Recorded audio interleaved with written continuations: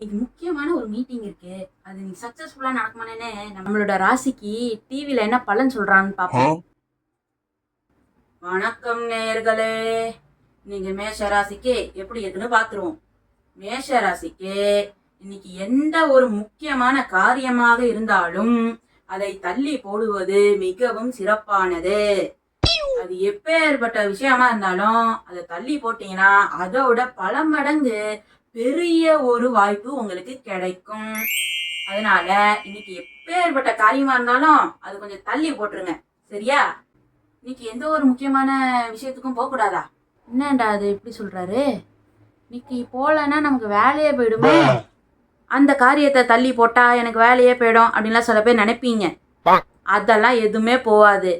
நீங்க இந்த காரியத்தை தள்ளி போட்டா இதை விட பல மடங்கு பெரிய ஒரு வாய்ப்பு உங்களுக்கு கண்டிப்பாக கிடைக்கும். எது நம்ம சொல்றத அவரே சொல்றாரு.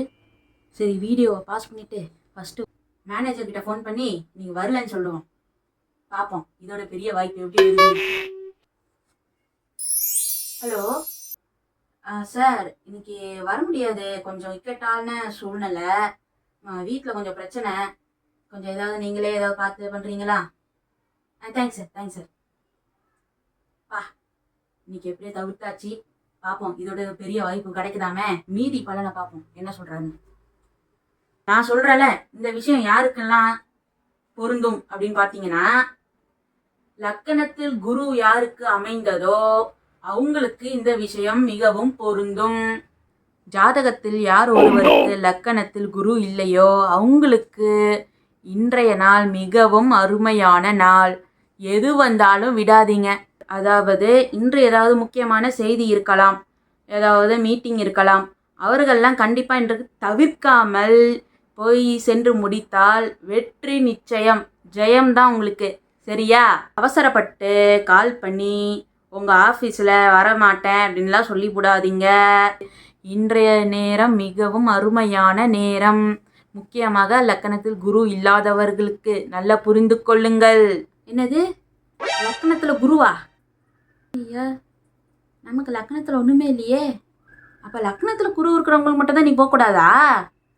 ஐயோ, எனக்கு நானே ஆப்பு வச்சுக்கிட்டேனே. திருப்பி ஃபோன் பண்ணுவோருக்கு.